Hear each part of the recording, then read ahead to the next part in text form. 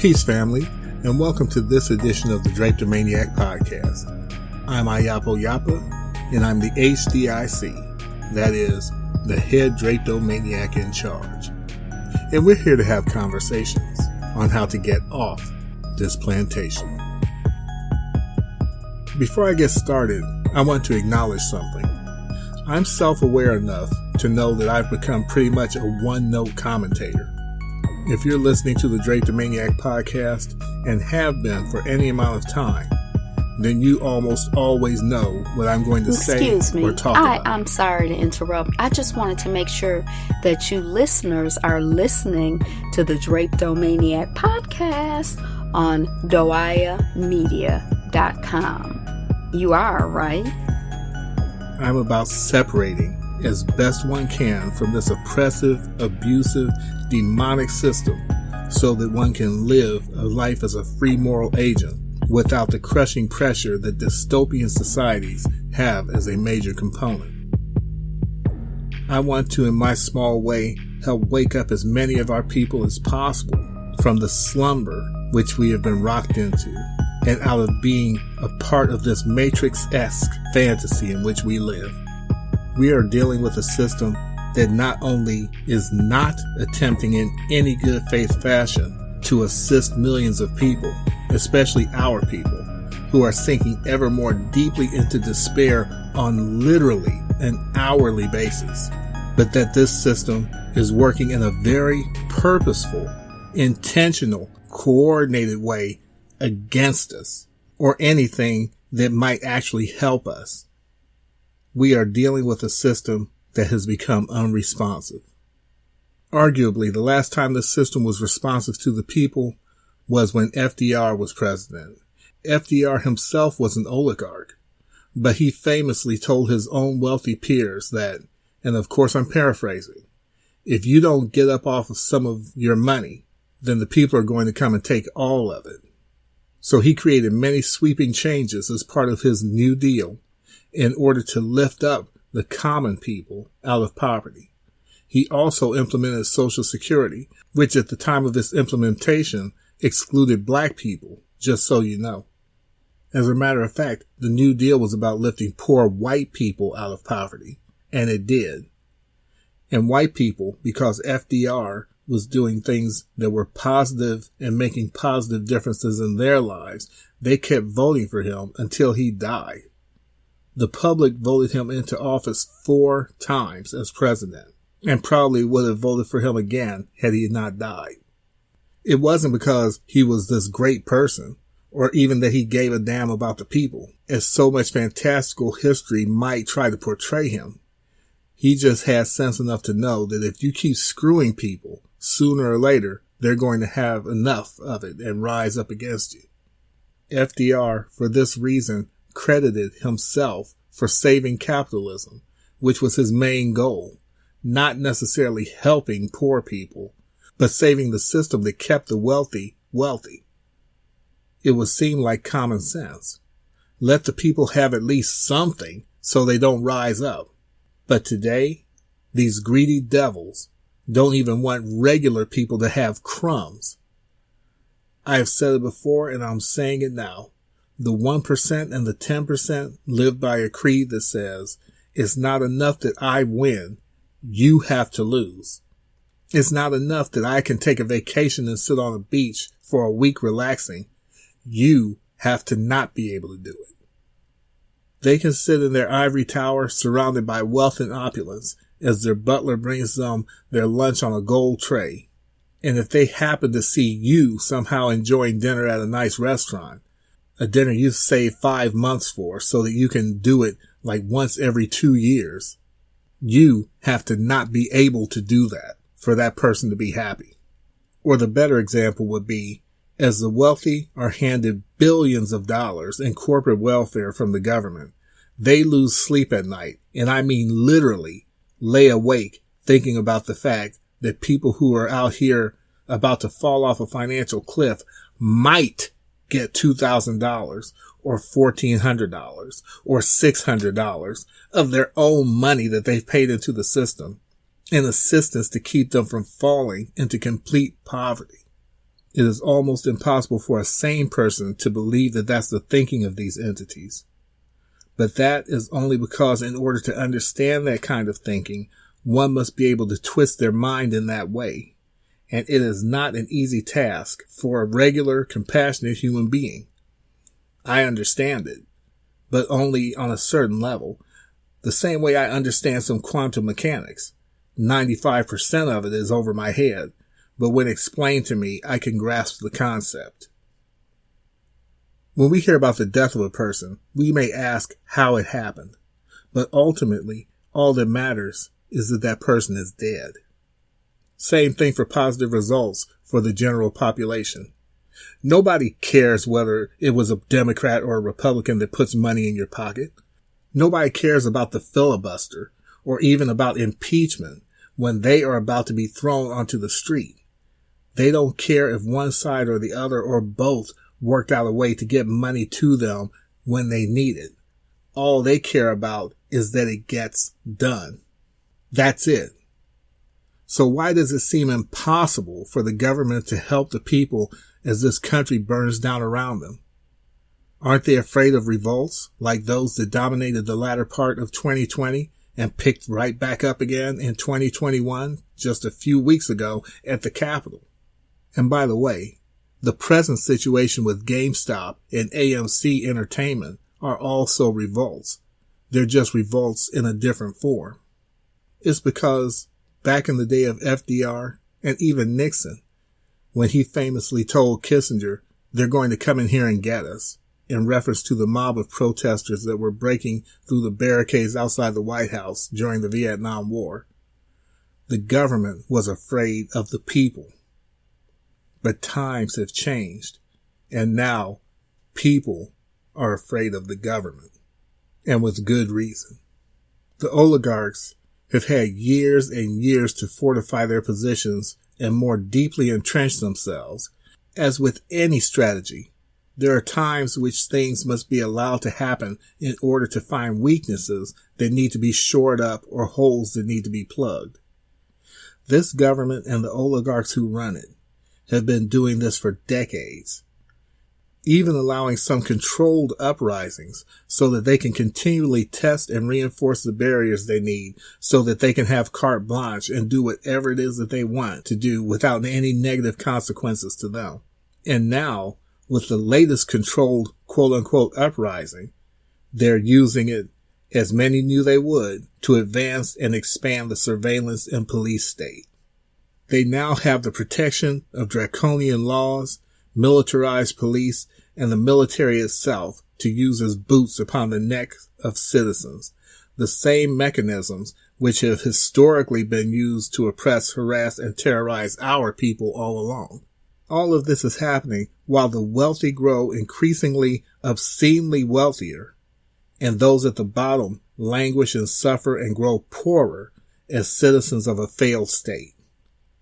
The definition of a failed state, as you may or may not know, failed states have become incapable of providing the basic functions of government, such as law enforcement and justice, military defense, education, and a stable economy.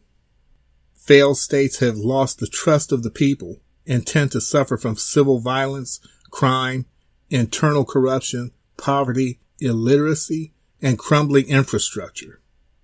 Factors contributing to state failure include insurgency, high crime rates, overly bureaucratic processes, corruption, judicial incompetence, and military interference in politics. If the United States does not fit squarely into those definitions, then I need someone to tell me how it doesn't. No matter how the people march, protest, riot in the streets, scream, cry, beg, plead, demand, the elected officials at the highest places in government do not respond in any substantive way. They are unresponsive like a person lying comatose on a hospital bed. They're still breathing, their heart is still beating, their brain may even still be functioning, but no matter what outside stimulus you provide to them, they lie dead still as if you aren't even there. And so, a person sits beside the bed of their comatose loved one, reading books to them, talking about their day, praying and hoping against hope that he or she will at some point come out of it, wake up, and alleviate their grief. Sometimes there is a miracle and the loved one wakes up, but more often than not, that is not the case. I don't make light of that anguish. It was only a few short years ago that I sat beside my own mother as she lay unresponsive, even as I told her how much I loved her and thanked her for all she had done for me and for my brothers and sisters. And I continued holding her hand as she took her final breath. So no, I'm not making light of that type of a situation in any way. What I am saying is that in some cases, for as difficult and gut-wrenching a choice as it is, maybe sometimes one must decide to quote-unquote pull the plug or let go and face the reality that the person is gone. Many of our people are figuratively sitting in that chair, praying, talking, and holding out hope that somewhere in the deep recesses of their consciousness, the patient will wake up. In this case, the patient being the system and the people who are at the highest levels of power in it. I would argue that they don't hear us, that they even can't hear us. Oh, sure, on some subconscious level possibly, but not on a level that would prompt them to blink an eye or to move a finger. They are completely owned by their corporate masters and the demons which possess them. And no, I don't mean that part figuratively or metaphorically. I believe that most of these entities at the highest places in government are in fact possessed by demons. Nothing else, in my opinion, can account for their complete lack of regard for human lives or suffering, a complete lack of empathy, common decency, humanity, or morality. Maybe I'm wrong, but that is what I believe. They only respond to their corporate masters, like a technology by which a device that works by voice recognition keys in on a specific voice. You can talk to it, yell at it, scream at it all day long, and the device will never move or respond. But once its owner, for whom it is specifically programmed, even casually whispers a command, the device will immediately wake up and activate, ready to take a command and act upon it. For the wealthy, there is always snap of a finger assistance. For regular citizens, austerity. That is why it took only a few days for the Senate to pass a $740 billion defense budget last month in December, and it breezed right through with no opposition. But common, regular Americans who have been crying, screaming, and demanding stimulus for almost a year in order to keep from being thrown out onto the street, to keep their lights on, or to put food on the table, and within that year got a few crumbs, and were promised an immediate $2,000 that was held out as a carrot in front of Georgia voters, has been changed to $1,400 that's still being debated. When it comes to the need of regular people, the patient is unresponsive, and it doesn't matter what you do. Going back to FDR, keep in mind that his New Deal policies benefited poor white people and all but totally excluded black people. Yet, for the entire time he pushed it through, the wealthy and those who had not at that point figured out how to completely take over the government at that time were in fierce opposition to it and did all in their power to put a stop to what was helping, quote-unquote, regular Americans. They even went as far as making it so that no president could be elected to office for more than 2 terms. They said that it was to protect the United States from tyrannical rule, but hopefully you know better than that. It was, of course, so that no one could ever again get into office and do things that would help regular people. Because obviously, if someone's doing things that makes life better for the general population, then the general population will keep them in place until such time as they stop moving in the interest of the general population. To my perception, that is the opposite of tyranny. The bigger takeaway I want you to get from this, however, is that during the time of FDR and the New Deal, it was white people who were overwhelmingly being helped.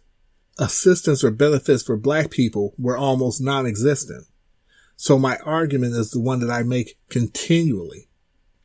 As we march, protest, beg, demand, and talk about taking back what's ours, or quote unquote, getting what we're owed because we built this country, all of which is legitimate. I keep insisting to look at it outside of our own bubble. This country, historically, though giving privilege to white people, has just as much proven historically that they are working against their interests if they're not part of the elite. And that was even at the time of FDR, when black people weren't even considered a factor for all intent and purposes. And now it's more pronounced. And I know I'm always saying this, but what makes our people think our 13% of the population, which is hated and kept at the bottom on purpose, can say or do something to be recognized or compensated by a system that was designed to give white people an advantage while simultaneously keeping them in their place in terms of class and remaining unresponsive to them in no ambiguous way. In fact, their government is taking disturbing draconian steps to ensure that they, and I'm talking about white people, have no power and remain at the mercy of a system which is devoid of mercy. Now more than ever, it's time to separate from this system. Cut your losses and go your way mentally, physically via nutrition, and especially financially to the greatest degree possible. Stop buying into the destructive fantasy of the quote-unquote American dream or living large and so on. All of this stuff here is just stuff. And though cliche is true, you can't take it with you. So what good are a bunch of things? Furthermore, what good is a bunch of stuff when you are not free or at peace? Find peace through freedom. Yes, presently we need to live on this planet, but there are many ways to move within this world. There are many ways to move so that you're of assistance to people. There are ways to move that bring you joy, and not only to you and your life, but others. There is no amount of money, no amount of baubles that can buy that. Step off their square and onto your own path. You will find that the simple things in life really are the best, and that you have been sold a bill of goods all your life. Newer, bigger, faster, shinier is not where contentment lies. Peace within and with all you come in contact with is true wealth. Thank you for listening to this edition of the Drapetomaniac Podcast. This is Ayapo Yapo, the HDIC, that is, the head Drapetomaniac in charge, wishing you peace and blessings, safety, security, and sanity through separation.